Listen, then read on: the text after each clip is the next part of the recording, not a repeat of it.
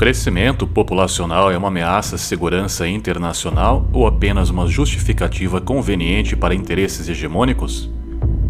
O que motiva as potências mundiais a intervir nos ritmos demográficos de nações em desenvolvimento?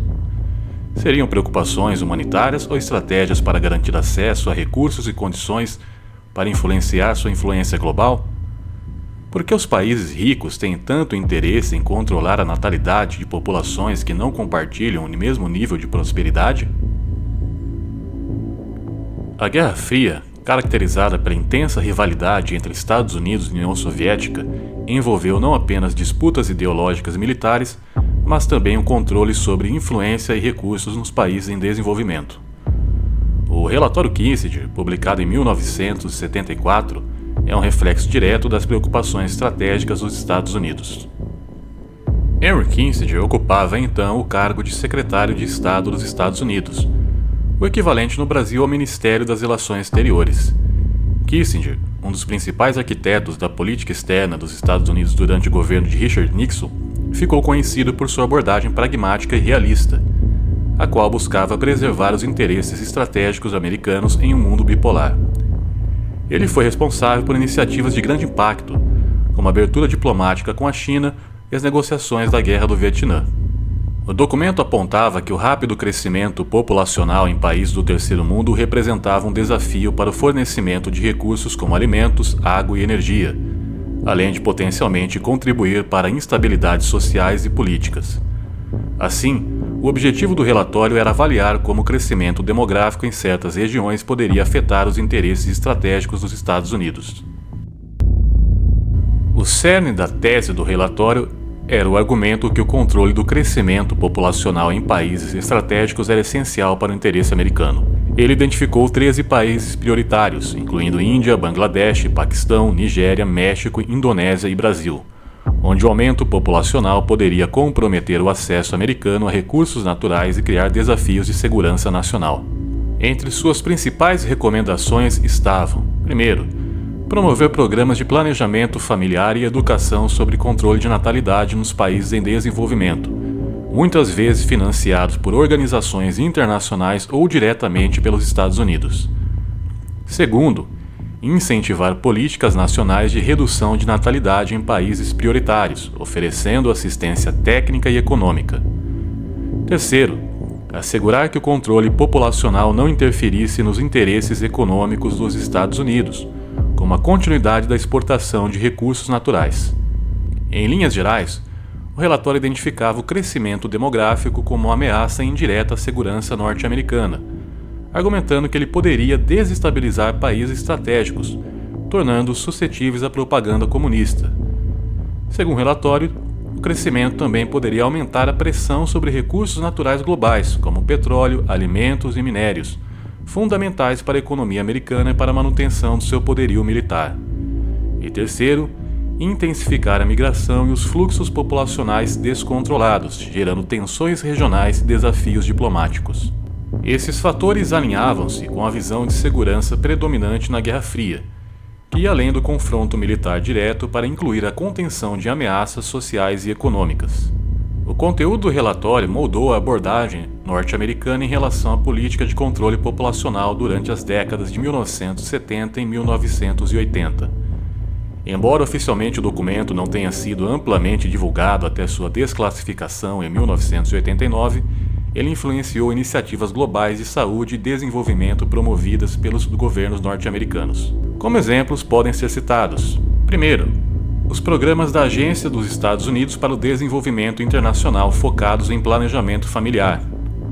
Segundo, os Estados Unidos foram um dos principais financiadores do NFPA nos anos 1970, promovendo iniciativas globais de controle populacional.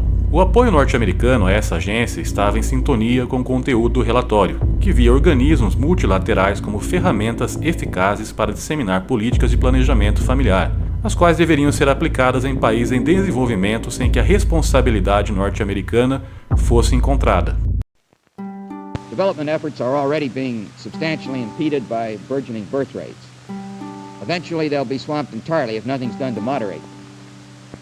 More and more governments are recognizing this truth. More and more governments are seeking banks' assistance to find moderate, moral, manageable means to deal effectively with this issue. We've responded by setting up a population projects department within the bank, and we're prepared to offer technical advice and counsel, as well as financial assistance where feasible, to help developing countries face and solve this problem. Terceiro, a atuação do Banco Mundial. Na década de 1970, o Banco Mundial, com forte influência norte-americana, começou a incorporar o controle populacional como uma condição para financiamentos e empréstimos a países em desenvolvimento. Entre os efeitos práticos do relatório estavam esterilizações forçadas na Índia. Nos anos 70, durante o governo de Indira Gandhi, a Índia implementou programas agressivos de controle de natalidade, incluindo esterilizações em larga escala. Sob a chamada Emergência Nacional, que durou de 1975 a 1977, muitas dessas esterilizações foram coercitivas, com relatos de pessoas sendo forçadas ou pressionadas a se submeterem ao procedimento. Segundo, programas de esterilização na América Latina. Em países como Peru e Bolívia, nos anos 1990, ocorreram campanhas de esterilização em massa, muitas vezes promovidas como medidas de saúde pública. No Peru, sob o governo de Alberto Fujimori, milhares de mulheres indígenas foram esterilizadas sem consentimento adequado sob forte coerção.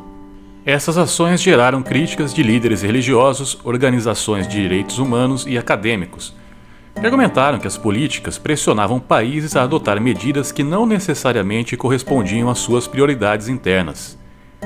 Em muitos programas de controle populacional, houve falta de transparência e consentimento informado. Em várias ocasiões, populações vulneráveis foram alvos de campanhas que não explicavam adequadamente os efeitos colaterais dos métodos contraceptivos. Um exemplo notável é o caso do uso do Depo-Provera, um contraceptivo injetável.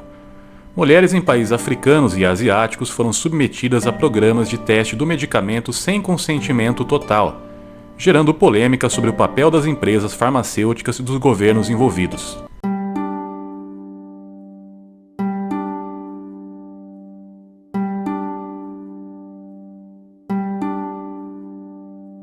O relatório Kissinger revela um aspecto menos discutido da Guerra Fria: o uso de políticas demográficas como instrumentos de influência geopolítica. Embora sua desclassificação em 1989 tenha ocorrido em um contexto de maior abertura face ao fim da Guerra Fria, a revelação do conteúdo do relatório provocou intensos debates éticos e políticos. Grupos críticos acusaram os Estados Unidos de perpetuar um discurso de superioridade moral e econômica, utilizando a retórica de ajuda humanitária para encobrir objetivos de hegemonia global. Populações inteiras de países em desenvolvimento foram instrumentalizadas em benefício dos interesses estratégicos norte-americanos, que envolviam desde o objetivo de assegurar o suprimento contínuo do fornecimento de recursos naturais até a garantia de que um hipotético crescimento populacional excessivo pudesse suscitar instabilidade políticas que culminassem em um alinhamento ideológico com a União Soviética. Se você gostou desse vídeo, considere se inscrever no canal e deixar um like. Até a próxima!